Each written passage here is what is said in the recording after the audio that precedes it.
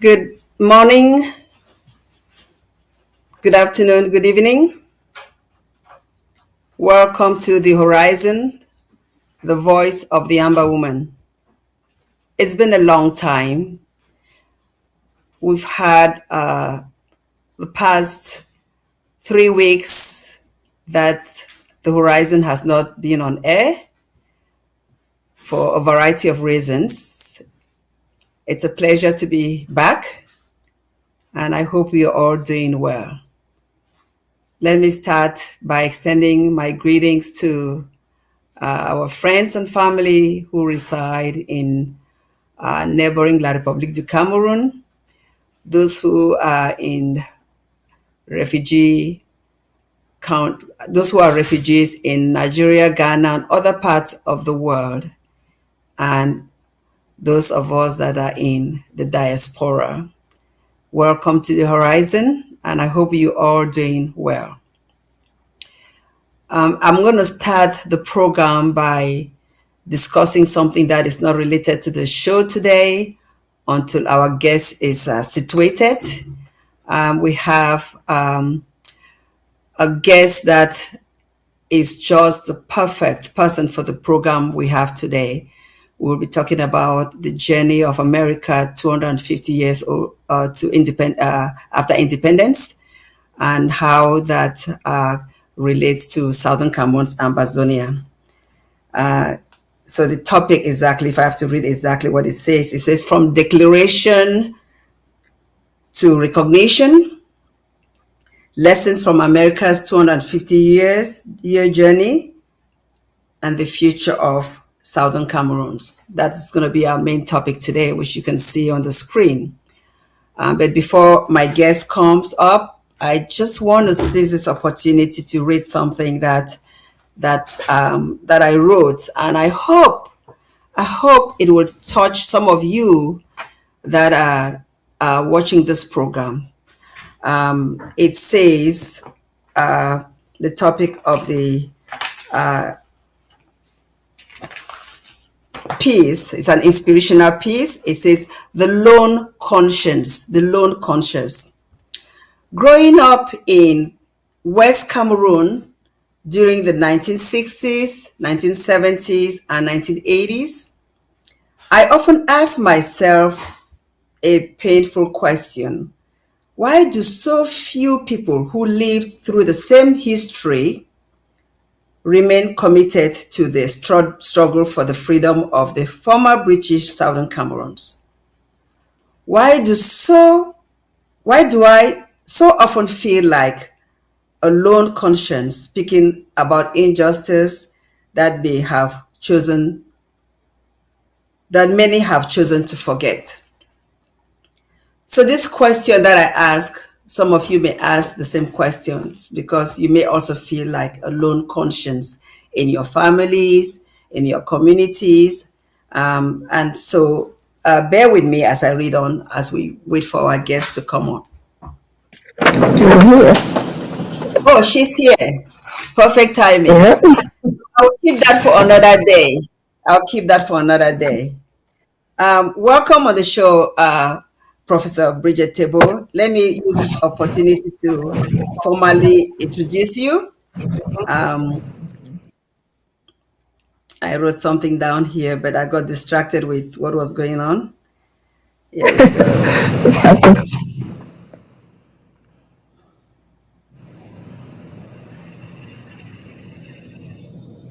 All right.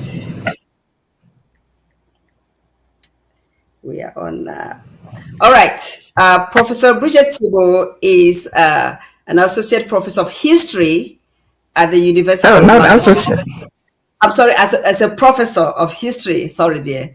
As a professor of history at the University of Massachusetts, Dartmouth.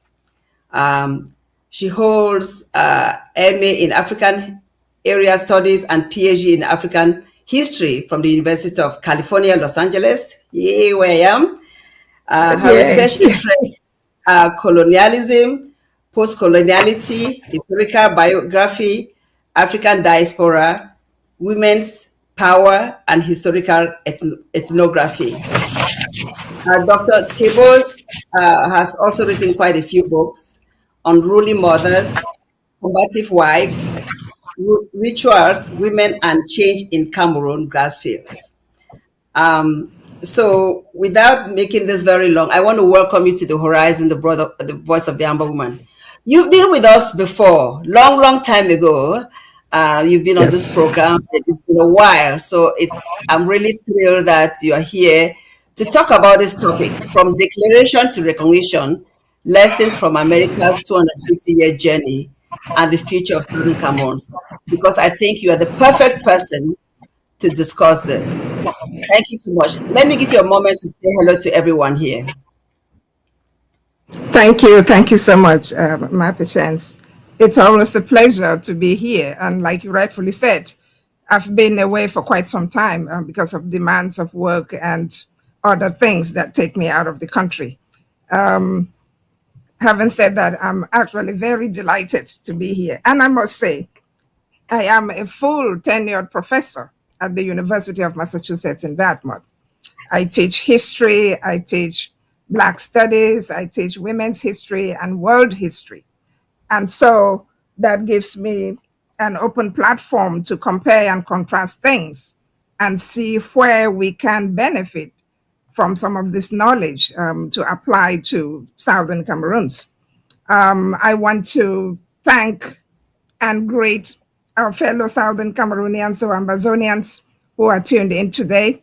Want to shout out to our ASAs who are doing a wonderful job, and to all the women who have been pushing our struggle forward, of course, not to ignore the power men behind the struggle. It is always, always a pleasure to be here, and I'm hoping that we will learn one or two things today that can move us forward as we journey towards Boya. Thank you so much. Thank you. Absolutely. Thank Horizon you so team and much. ABC. Thank you so much. And it's really our pleasure having you here today. So let's just delve, since we started the program late. So as America celebrates 250 years since its declaration of independence, um, this may sound like a broad question, but I'm sure you're going to hone it down. What universal lessons does its journey offer to peoples around the world who aspire to self-determination today? What did the American Revolution Why did the American Revolution succeed? What role did diplomacy, leadership, and international alliance play? Which lessons are timeless and which are unique to the 18th century? Huh. That is actually a loaded but very interesting question because it actually captures the essence of all what we're going to be discussing. And so, the very first lesson that a declaration, or very first lesson that I want to share is that a declaration is only the beginning. America declared independence on July 4th, 1776, but recognition developed gradually through diplomacy, through alliances, through war, and through negotiation.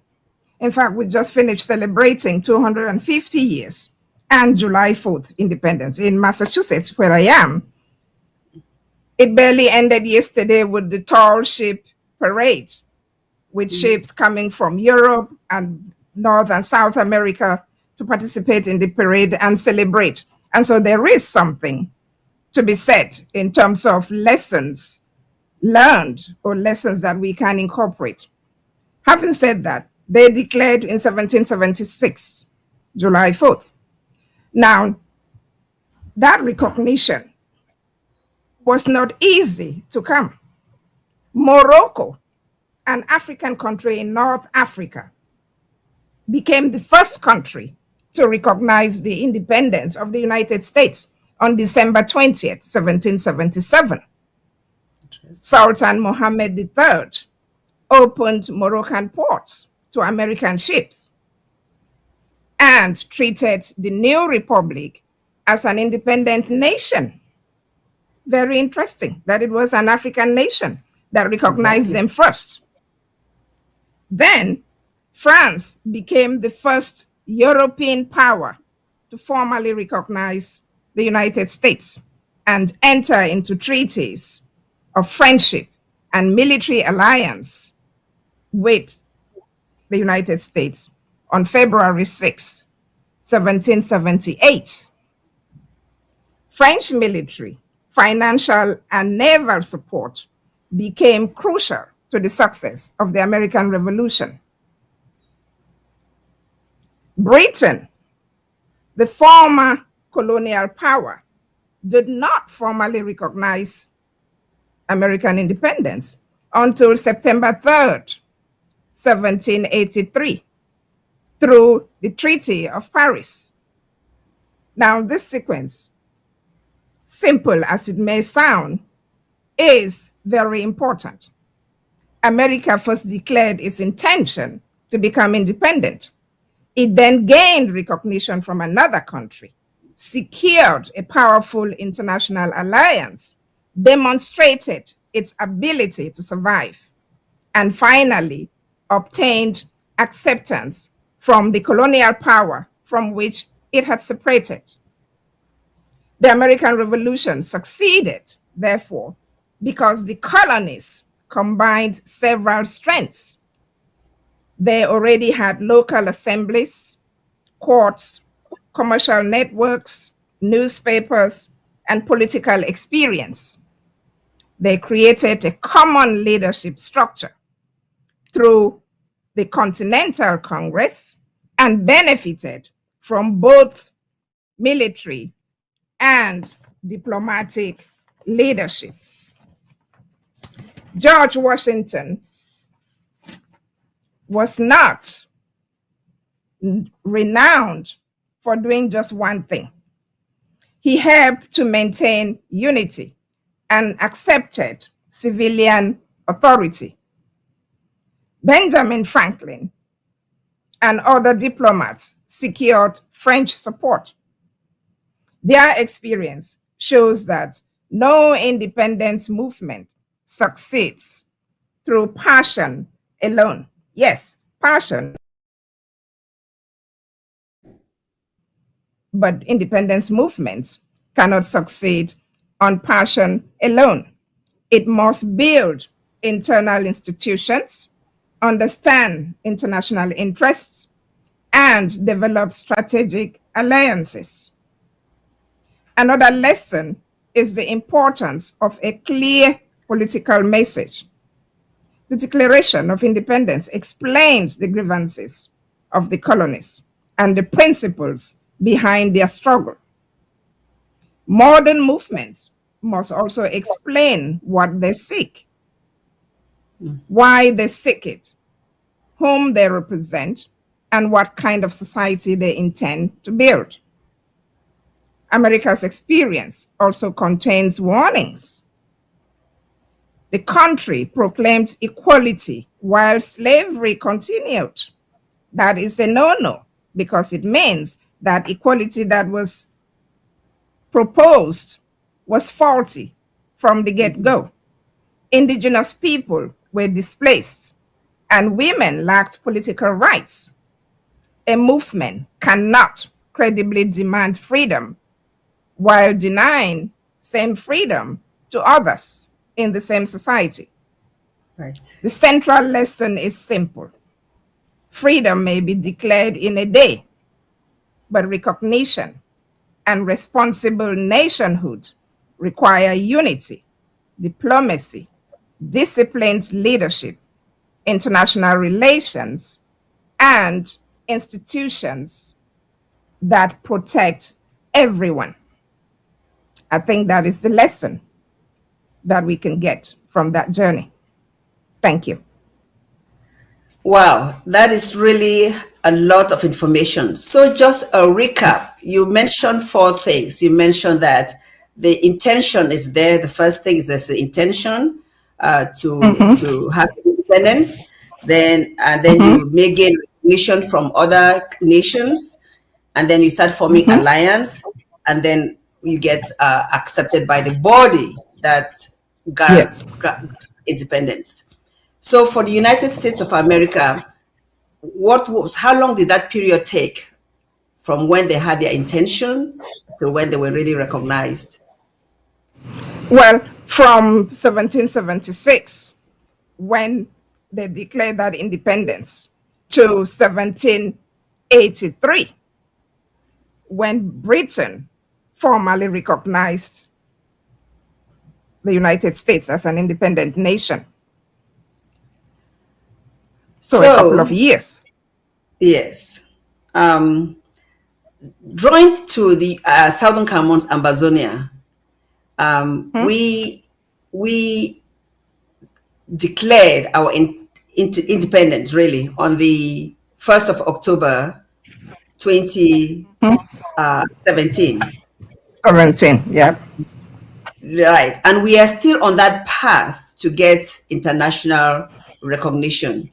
How do you compare what has happened between those with us and the United States of America? What advice do you have for us?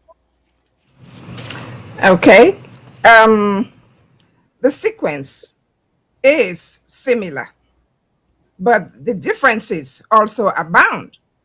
And the main similarity is that both histories involve questions of consent, political identity, constitutional authority, representation, and the relationship between a people and a larger political system. In both cases, historical context matters. Political grievances cannot be understood without examining the agreements, the institutions, the legal arrangements, and expectations that created the political relationship. The major difference is the path each territory followed. The American colonies declared their independence directly from Britain. They fought a war with an imperial power. They created common institutions. They obtained international recognition and alliances, and eventually secured formal acceptance from Britain, albeit sluggishly, through the Treaty of Paris. Now, Southern Cameroons followed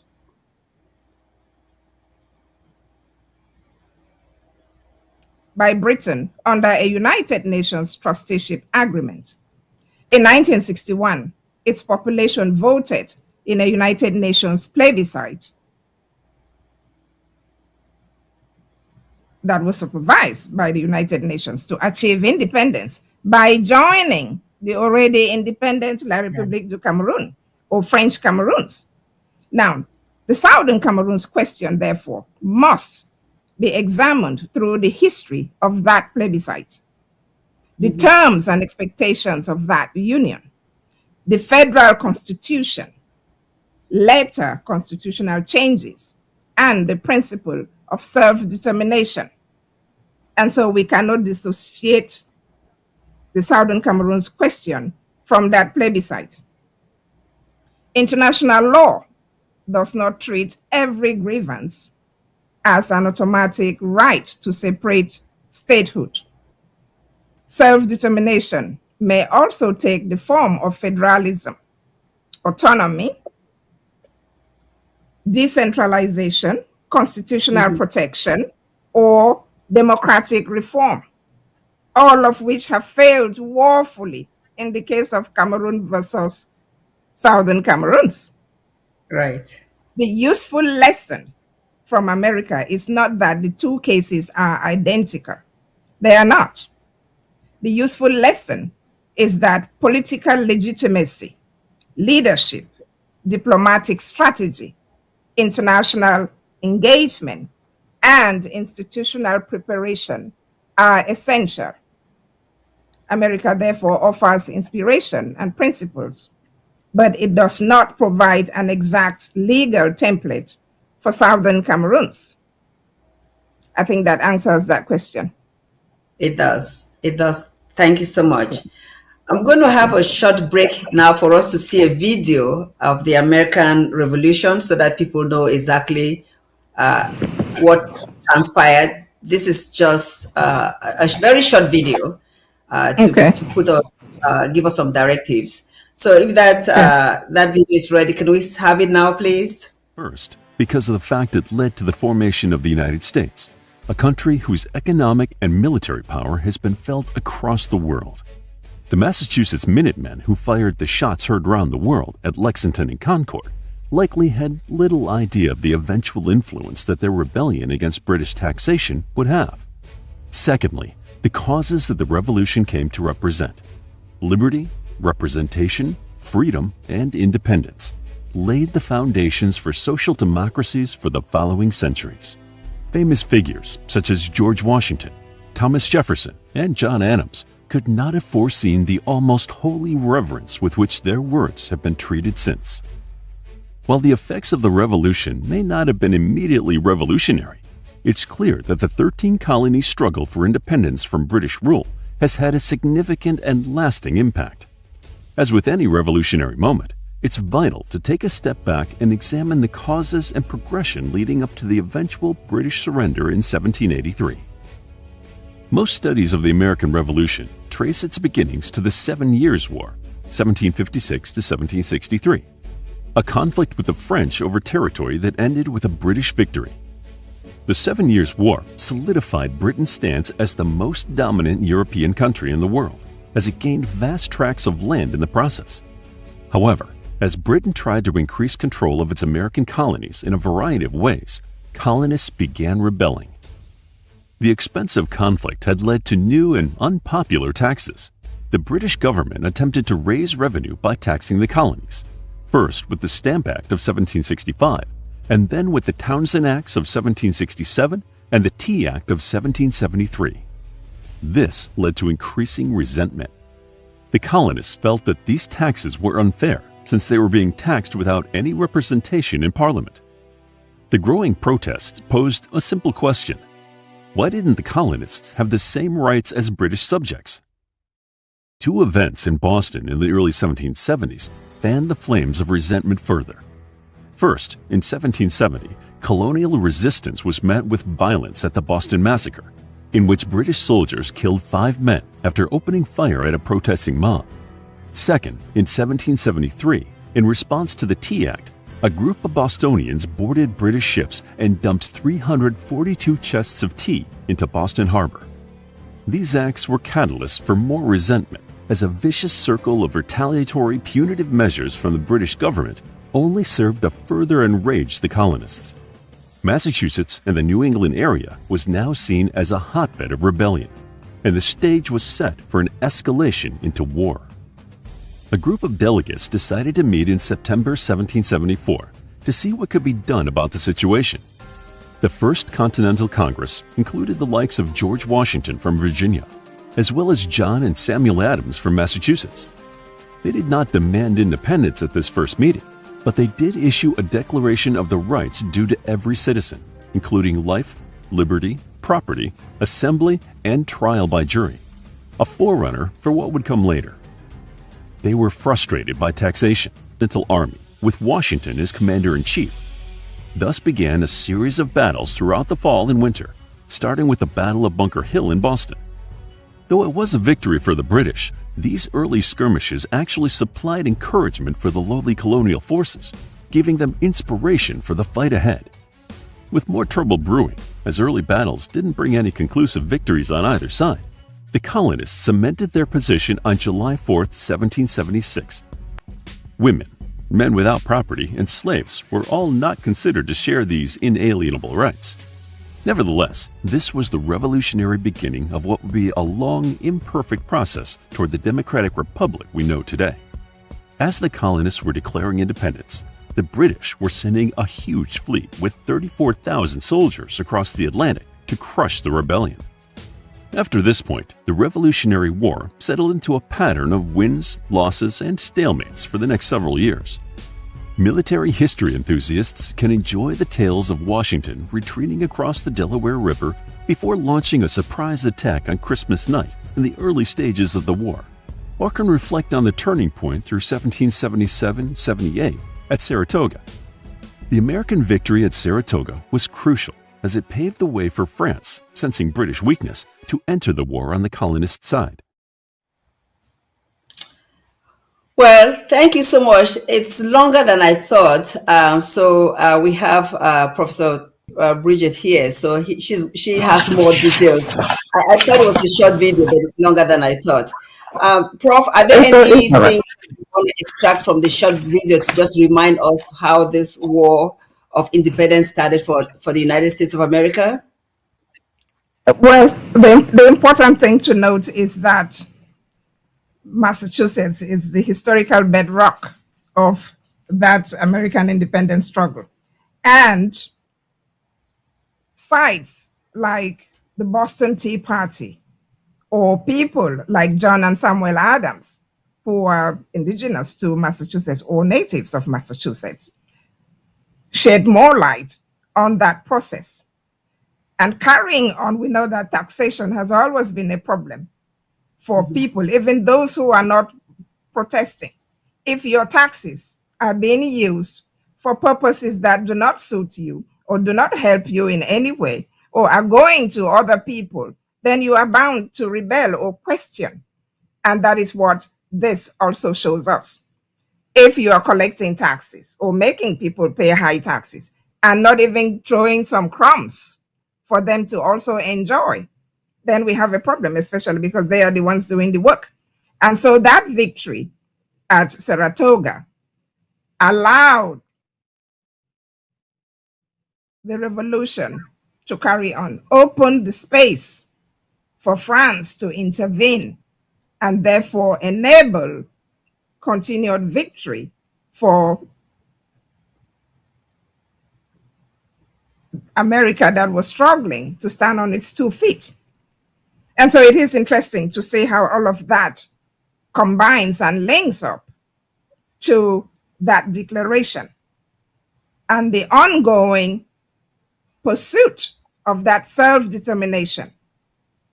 Like I said, America offers an inspiration and principles, but it does not provide the exact legal template for Southern Cameroons, because as much as they have similarities or commonalities, they also have different trajectories and different paths to follow. And so a declaration, like I started off saying, of independence does not automatically produce recognition. And there is a difference between declaring independence and receiving that recognition. Wonderful. Okay. Let me go to my next question as we tackle this subject. History shows that recognition of new states often depends on more than declarations, just like you said. What political, diplomatic, legal, and practical factors influence whether a territory eventually gains international recognition? Okay, that's a good one, because you can have all the passion in the world, you can shout at the top of your lungs, but that is not enough. There is a difference between declaring independence and receiving recognition from another country, forming formal diplomatic alliances, gaining acceptance from the former colonial power, controlling territory, and becoming a member of the United Nations. Those are key ingredients to having that international recognition. The American experience illustrates these distinctions very clearly. The United Nations declared independence in 1776. Morocco recognized it in 1777. France formally recognized it and entered into an alliance in 1778. With that in place, Britain had no option than to accept American independence through that Treaty of Paris. Recognition, therefore, develops through a couple of stages and depends on several factors. The first is legal credibility. Legal credibility. A movement must present a serious historical and legal case based on treaties, based on constitutions, based on United Nations decisions, boundaries, and documented agreements. The second is democratic legitimacy. Other countries will ask whether the political objective genuinely reflects the will of the people. They will examine whether women, young people, minorities, civil society, displaced persons, and opposing voices in particular are also included. Number 3 is governance and capacity. A proposed state must show that it can protect civilians, that it can maintain order, that it can administer justice, collect revenue, provide essential services, manage its borders, and meet international obligations. Very important. The fourth is conduct. Conduct is important. Violence against civilians, intimidation, kidnappings, attacks on schools, and political assassinations severely damage international credibility. We do not want that. A movement must demonstrate respect for human rights during the struggle, not merely promise those rights afterward. The fifth, and I think that is the last, I'll keep it short. For Southern Cameroons, regional support is the fifth condition, regional support. For Southern Cameroons in particular, the positions or stance of Nigeria, our largest neighbor, neighboring states, the African Union would extremely be important. Oh, last but not the least, the sixth is global geopolitical interests. Global geopolitical interests. Governments will consider peace, security, trade, migration, natural resources, investment, and the wider regional consequences of recognition. For Southern Cameroons, therefore, a credible strategy would require unified and accountable political representation, a strong legal case, evidence of popular support, a commitment to peaceful and lawful methods, and a realistic plan for governance. It would also require negotiations over borders, citizenship, pensions, public debt, security, natural resources, and future relations with French Cameroons or La République du Cameroun, that is our closest neighbor. A declaration, therefore, attracts attention. Recognition requires confidence that the proposed state would be peaceful, democratic, governable, and regionally responsible. Thank you. Wow. So thank you so much, Prof. I may still hone on this question to make it more connected to Southern Cameroons, because when I asked the question, it was more a general question, and you've answered it. You gave six key points. You talk about legal credibility. You talked about democratic legitimacy, governance capacity, conduct, regional support. So perhaps I want to ask you this same related to Southern Cameroons. Where do we stand Oh, as far absolutely. as these factors are concerned? Where do we stand as in right now what these 6 recognition stages are? Yes. Well, if we look at the first, which is legal credibility, you can Yes. bear with me that we have made our case on the international scene. Everybody knows that our fight is legit. We have the legal backing, we have the documentation and evidence to prove that we have a reason to fight for self determination. In terms of the second one, which is the democratic legitimacy,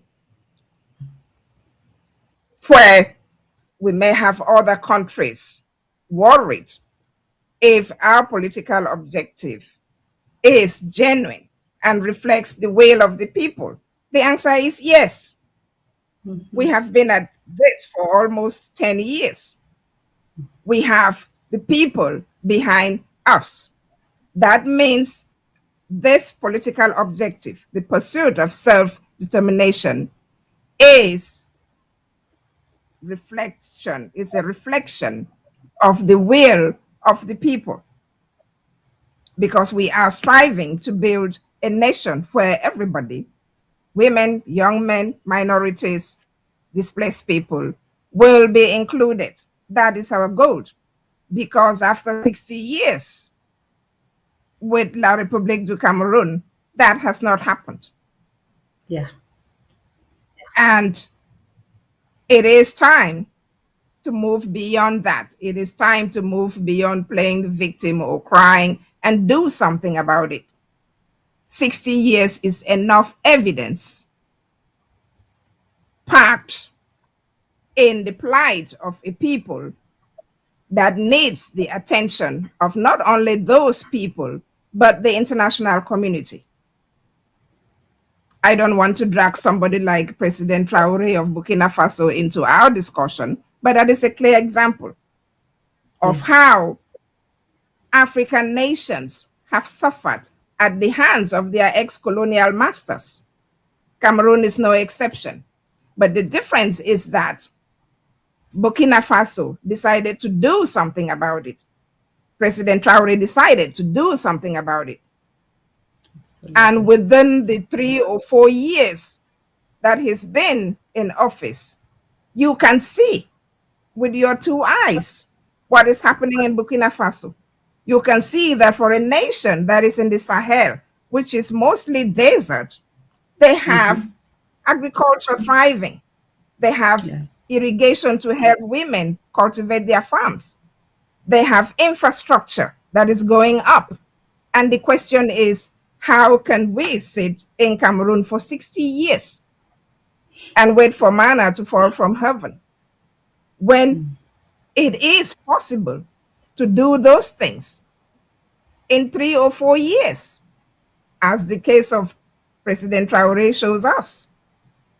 And so while we have that, we also want to be conscious that it's not all struggles that are successful. Now, I can name 1 or 2 nations that have struggled to break apart and have had challenges. We have the case of Southern Sudan, that the powers that be and the international community keep referring to. Oh, look at them. Now they had what they wanted, but they can't function. And so, what we are saying is, we are not going to be like that. We're going to take the positive route, because our democratic legitimacy is founded on the premise that equality that we seek is for everyone. The innovations that we seek for our nation will benefit everyone. And so we have legal credibility, we have democratic legitimacy.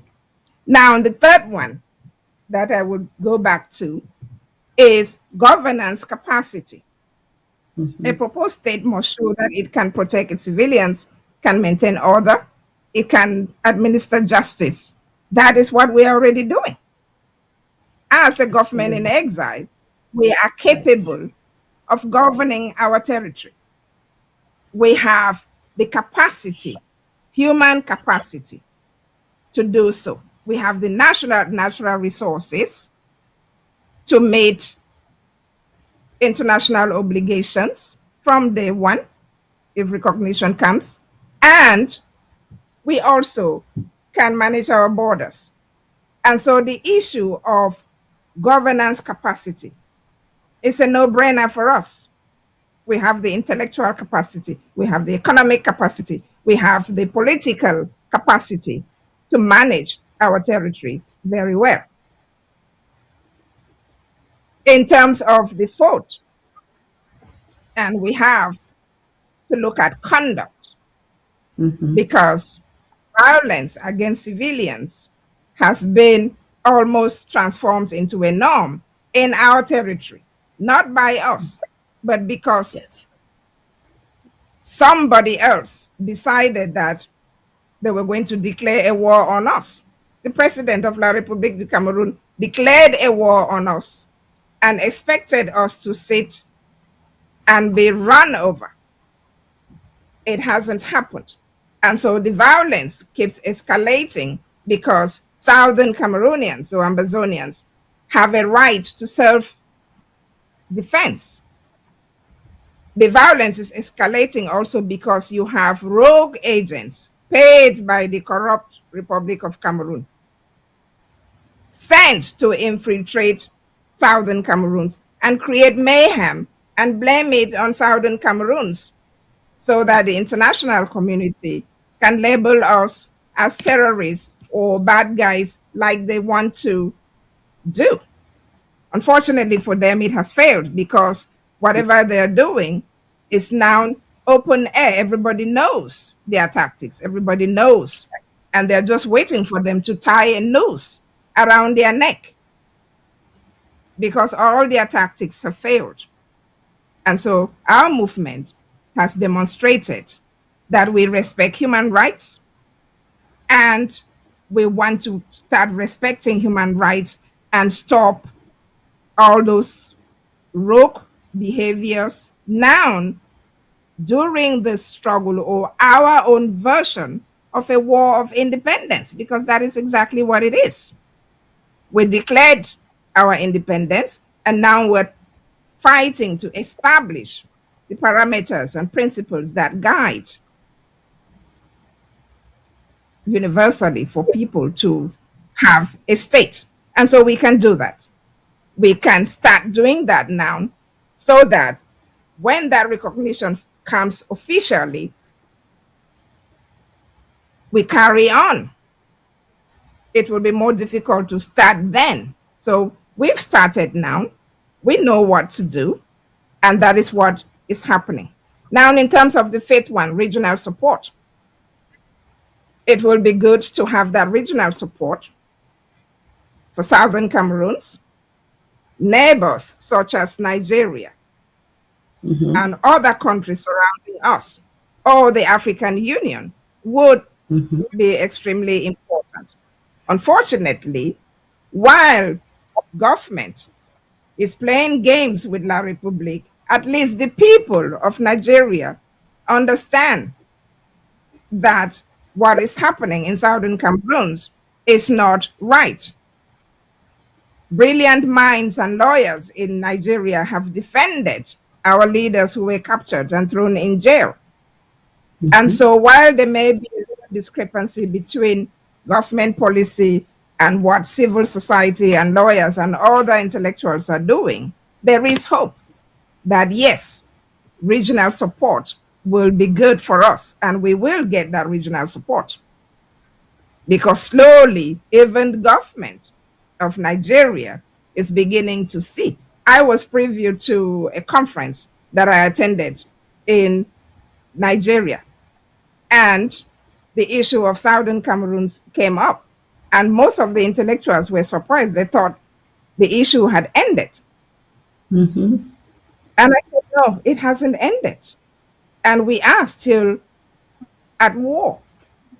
And you are sitting here as intellectuals, as lawyers, as medical doctors and historians, claiming that it is over. It is not. And one of the people was a close friend to the vice president of Nigeria at the time when our leaders were picked up, the Naira 10 were picked up from Nigeria illegally and smuggled into Cameroon. And so I was sitting there when a direct call was made, and that vice president swore up and down that he has no clue what happened. Oh. Which means also that while maybe the president may have had talks with La Republique's president, or some greedy generals in the country had been contacted with a lot of money, which is what they usually do. Bribery and corruption is the norm in La Republique. Those generals may have acted on their own. And so there is hope that, because that triggered an investigation actually. So there is hope that in the near future, we will have regional support. Because while that regional support is important, we also cannot sit and wait for it to happen. We will keep doing what we're doing and hope that it happens sooner or later. And the sixth and last one is that global geopolitical interests. Every government, regardless, wants peace, wants security. Every government wants to trade amicably with other partners. Every government wants to invest in a country that has peace and can guarantee safety and security. And that is the wider regional consequence of recognition. We have the resources, we have the capacity, we are willing to have other partners to trade in our commodities. And so it is a win-win for us to keep doing what we're doing. And so that is specific for Southern Cameroons. Yes. Thank you so much. I really wanted to bring that comparison in place so that people understand exactly where we are. And you did answer my questions thoroughly. Moving along, and this also has to do with Southern Cameroons. When Southern Cameroons is internationally recognized, when that happens, I don't want to say if, I want to say when, because we believe it will happen. When it happens, it will happen.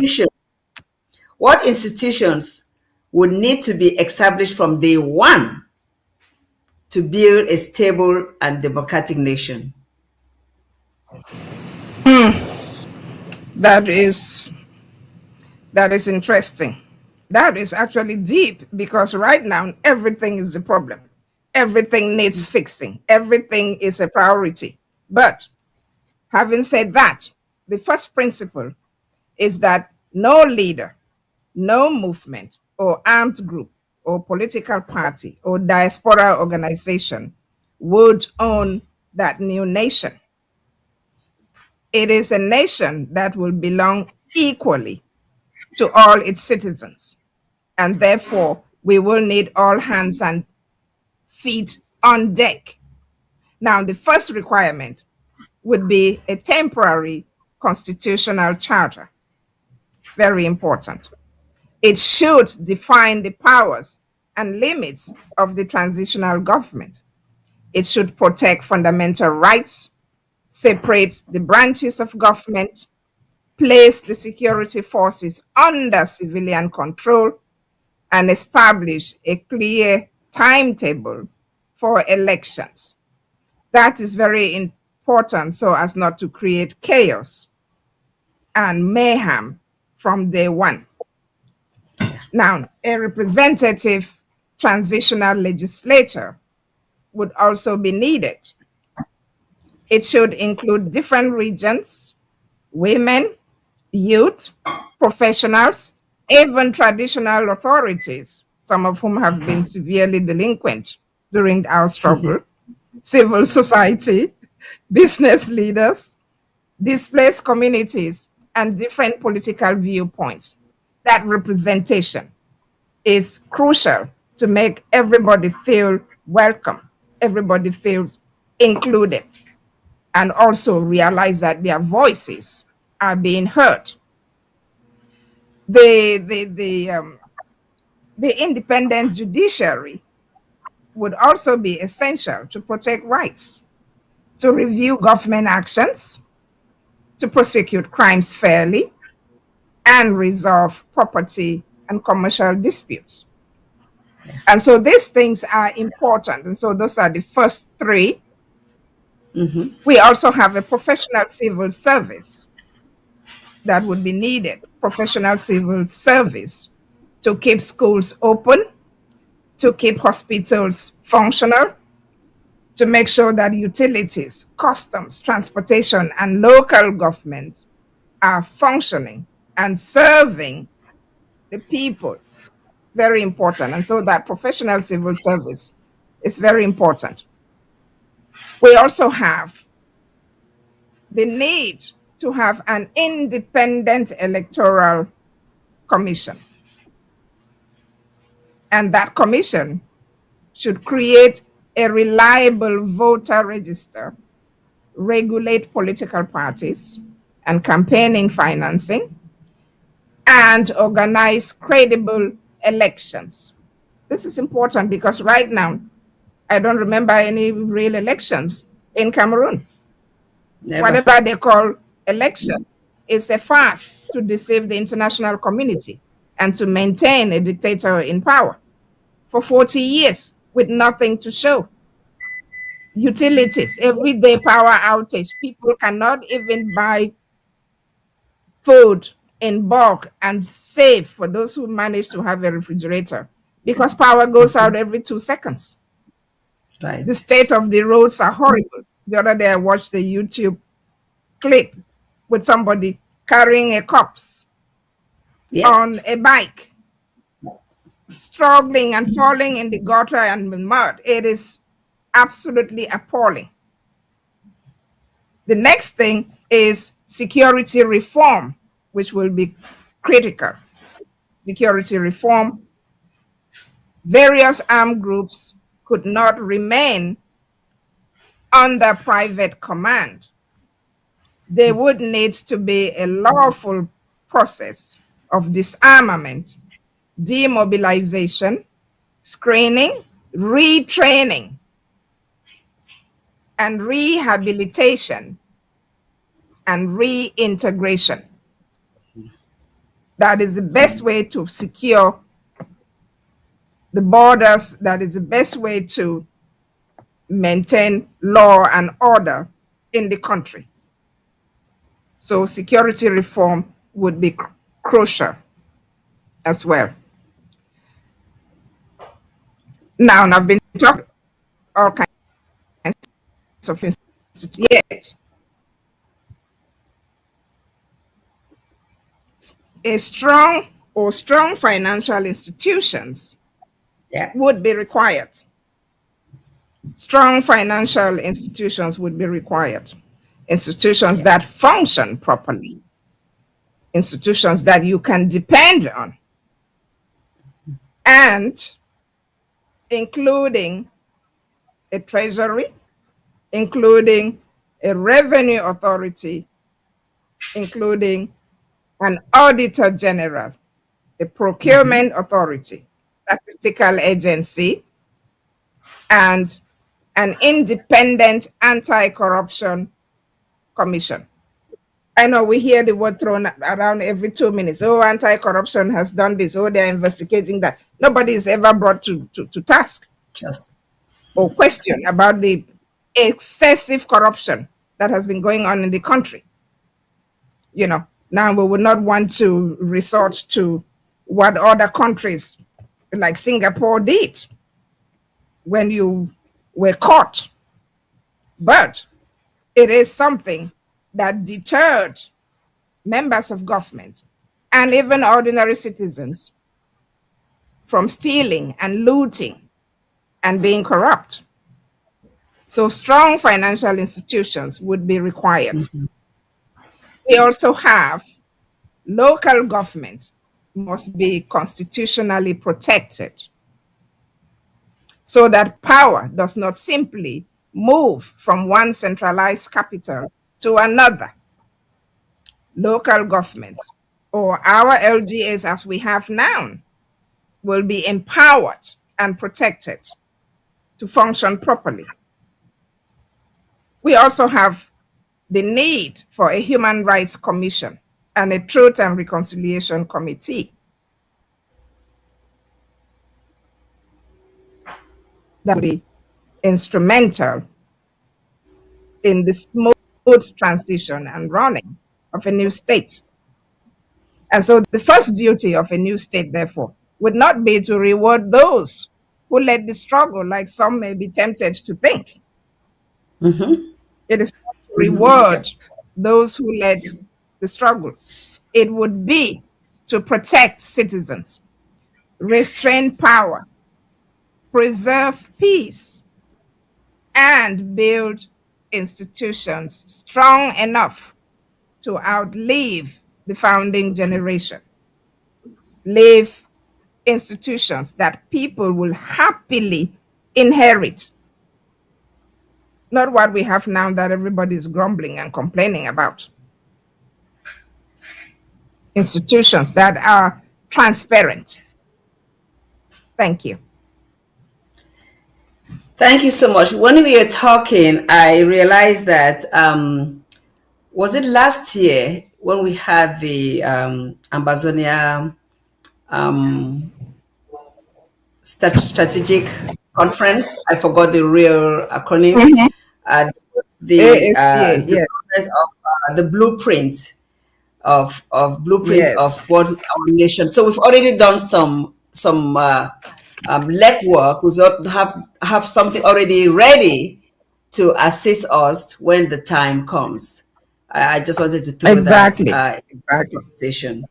You were in Oh, Washington yes. D.C. when that took place a few years last year, really. I was. Yes, it was last year. I had the privilege Yes, of being there, and it was serious work. We do have that yes, blueprint already in the works, and we have an accompanying expanded manuscript that one of us, is Dr. Mungwa, is working on, and that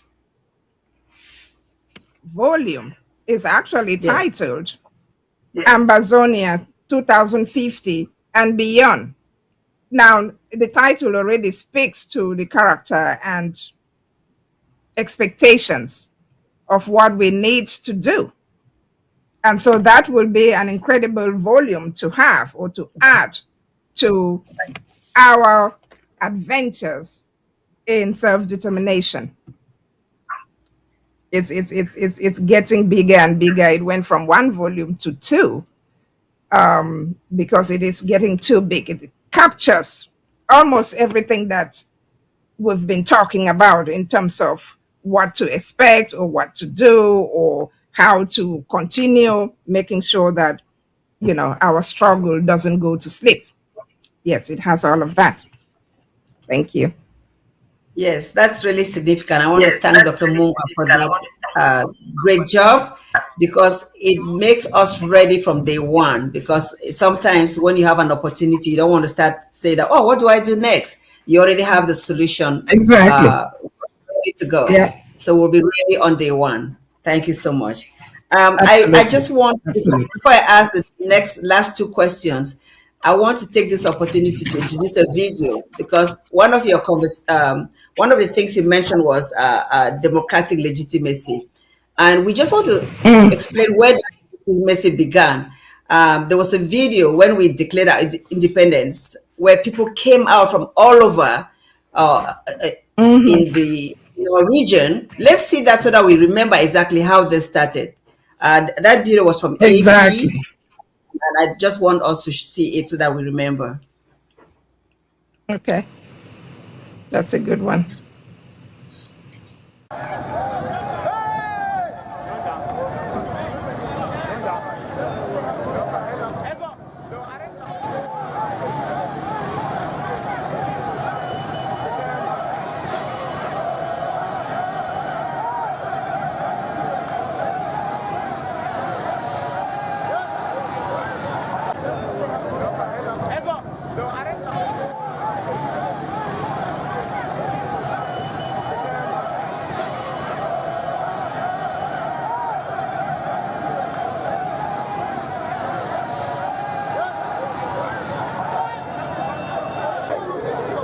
What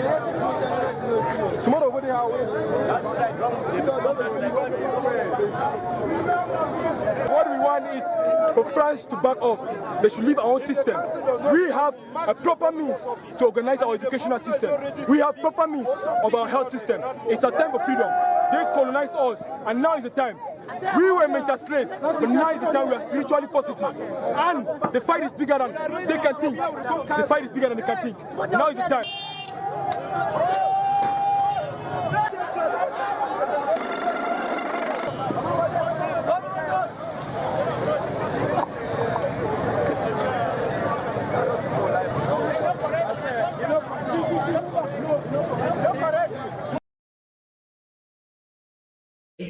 So this is really the coffin revolution, the beginning of the coffin revolution.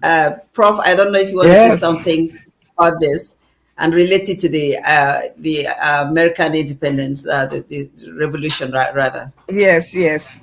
I it's so funny because in our culture and tradition, when you see people come out with a peace plan, what we call the gang, you know that they come in peace. And that is what that protest was. They came out in their numbers, carrying peace plans. And the response of government, as usual, was to send soldiers with riot gear as if they're going to war to attack the young people who were just protesting and asking for basic rights and necessities. Instead of giving them a listening ear, they decided to use brute force. And so that, from that moment, led to other people joining the coffin revolution. Market women joined because they're like, okay, if our children were just marching and naming all the grievances that they want fixed, and they're being brutalized, what more of us? And then shortly after that, we have teachers and lawyers who also joined to complain. Those are reasonable intellectuals, adult people who also wanted justice, wanted things to be changed, wanted reforms. It's so funny because at that time they were calling for a return to federalism, which La Republique outright denied. Denied. And instead of listening to them, they decided to brutalize some of these lawyers, threw them in the mud, removed their cassocks and caps, which is an insult. Of course, today they are begging for that federalism and nobody is listening to them. And so that can be related to the Boston Tea Party that we had here, where people had had enough. They're like, okay, if you are not going to listen, we grew the tea, we do the sales, we're going to burn it or throw it in the ocean. Then you will not have a penny of it. That is exactly what happened. And from that moment, something that was meant to reform a nation, to fix things, to unify, escalated into an open war. And of course, the absentee president of the country, who was not even there when that was happening, returned from one of his stays abroad. That is the only president in the world who goes away for months on end and people don't know where he went or why he went. It's not to serve the country. Came back and had the audacity to stand at an airport and declare a war against those same people who were peacefully marching, demanding for change, demanding for reforms. Now, if they had only listened, we wouldn't be where we are today. If they had listened and made real reforms, things would be different. But by pushing Southern Cameroonians to the brink, it was time because everybody's like, okay, enough is enough. If our mothers, our children, and our lawyers, who are the voice of the people, representing the people in a court of law, if they can be brutalized and thrown in the mud, then what will happen to the average Joe or Janet? And that is where we can relate to what happened in the United States of America. We can relate to how people are pushed so much that they decide, okay, enough is enough. And that is the case of Southern Cameroons today. From that basic steps, those demands have morphed into outright demand and declaration or restoration of our statehood. And so it is left for them to continue to work towards that recognition by others. Well gone. And so many people in La République du Cameroun still have their heads buried in the sand. But the majority of them know that Southern Cameroonians have gone, have left, and will not be with them again. Thank you. Thank you so much. We are running out of time. I had two questions, but I think you've answered one of them already in terms of what you just said. So I'm going to just ask this question, which is really a closing reflection. Okay. 250 years after Americans' Declaration of Independence, what message of hope, patience, and responsibility would you offer to the people around the world who continue to pursue political aspirations through peaceful and lawful means, especially Southern Cameroons? Okay. Okay. Message of hope. Message of hope. Well, there is always a message of hope, but before I get to the message of hope, let me just quickly summarize the top priorities that we may need during the first 5 years. Now, the first priority must be national reconciliation and civilian protection. I'm not going to expand on that. The second priority would be constitutional government and institutional integration and integrity.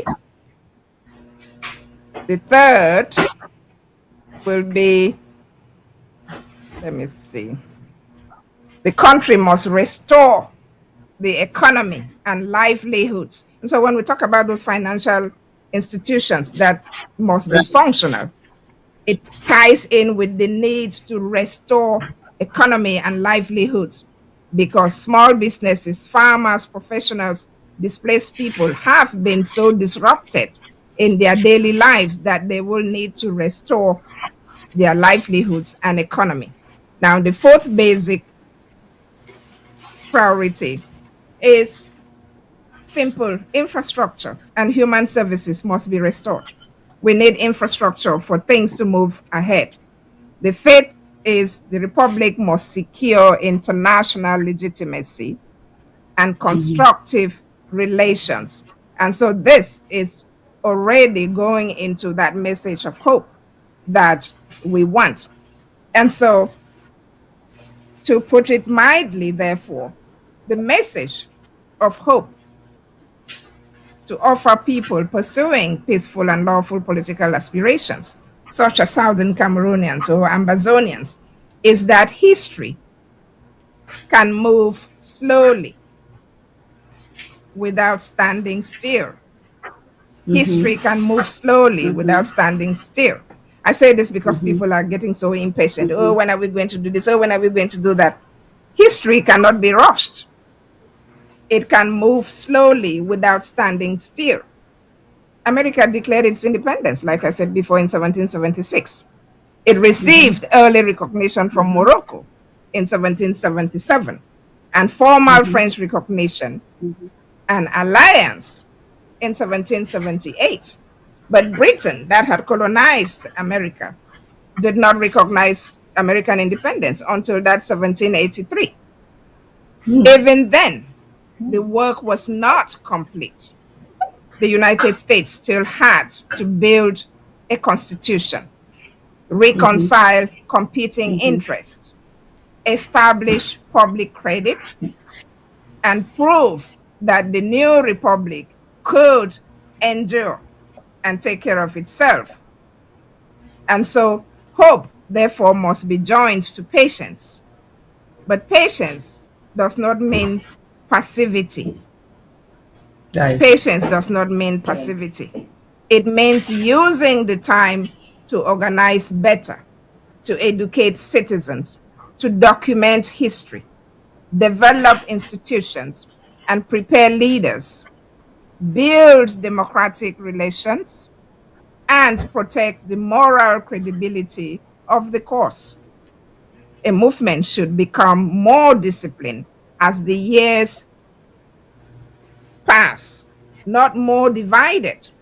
It should be more disciplined as the years pass. And then responsibility. So there is hope and there is responsibility. Responsibility is equally important.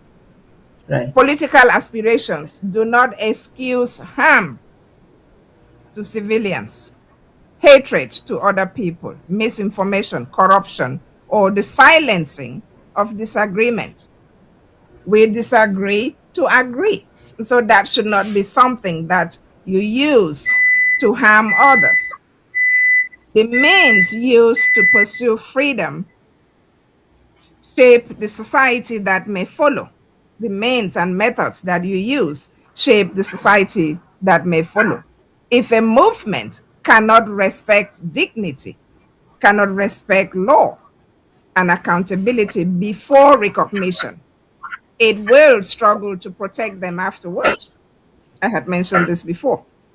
And so people, therefore, should remember that international actors rarely care about a cause as deeply as those who live it. Yes, they may care or they may seem to care, but they cannot care as deeply as those who live it. And so Right.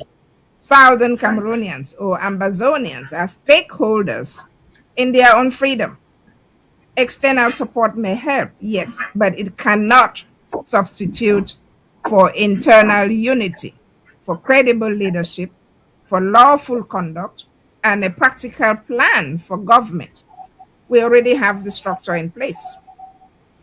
From the counties to the local governments, we have everything set out. And so the world must be shown not only a history of injustice in our case, but also a future worth supporting. And so the American journey teaches that declaration can awaken history, but institutions, well established, well run institutions, carry history forward. And so the responsibility of every generation is to leave the cause more truthful, more human, more organized, and more capable than it received it. And so hope is not the belief that success is guaranteed. It is the decision to continue preparing responsibly so that when opportunity comes, and it will come for Southern Cameroons, a people are ready to seize it and use it wisely. Thank you. Thank you so much, Prof. You have been amazing. We started the program Thank late. you. I'm sure if we had time. Yeah. This is a topic you can even go in for a great 2 hours and give us so much information. I am going You to know, promise to bring you back on the horizon sometime in the near future when you are opportune, when you are available. You said you know what they say, something. catch me if you can. Exactly. And there's something that you said in your closing remarks that I just want to echo the words of the late JF Kennedy, who said, ask not what your Kennedy. country can do for you, ask what can you do for your country. And I think Who you can do? mentioned this Yes. when you said it, when you're saying that we just don't sit and wait. We have to be prepared to work hard. And one more thing also Yeah. that is hopeful, because we already had this experience of political, economical greatness. We had institutions in the past that were active Oh, yes. and institutions. So it makes us believe that when the time comes, we will be able to handle things with the expression with a piece of cake. It will be very easy because we've done it Absolutely. before. So before I let you Yep. go, well, I just want you to give your closing remarks, and then we'll conclude the program today. Oh, thank you so much, my patience. It has been a pleasure. At least this was like a break from all the madness going on in my head, and so this was a welcome break. And I'm happy that I was able to at least shed some light on a few things and help our people understand that the stakes are high, that our revolution is strong, our diplomatic inroads are better than before, and the road to Boya is definitely getting wider and shorter. We want to take this moment again to thank everybody on the Horizon team, to thank ABC TV, to thank all the supporters who have joined the bandwagon of that journey to Boya. Not all of them have, but those who have not yet seen the necessity of why we are fighting are either in denial or they are waiting to see how they're going to benefit from everything that will happen. Ambazonia will be free. Ambazonia is free. We just need to maintain what we're doing, and everything else will fall in place. And so we don't need to rush. We don't have to worry about the naysayers. Ambazonia is free. Thank you. Thank you so much. Thank you Till so next time. much. I'm Bridget Till TEBOH. next time. Thank you so much. Hello, viewers. Hello, listeners. This is the Horizon, the voice of the Amber Woman. It's again our pleasure to have presented this program today. As I mentioned in the past, my schedule is not as consistent as in the past, so I may not be able to come on the program every Friday like in the previously. But I want to reassure you that whenever the opportunity comes, we will be on the air. So stay strong. Like Professor TEBOH said, we are free, and we are free, and we are free. Till next time, have a great weekend. I believe next week, tomorrow Saturday, we have the Manu draft. So please come out to support the people of Manu. Again, till next time, have a great weekend.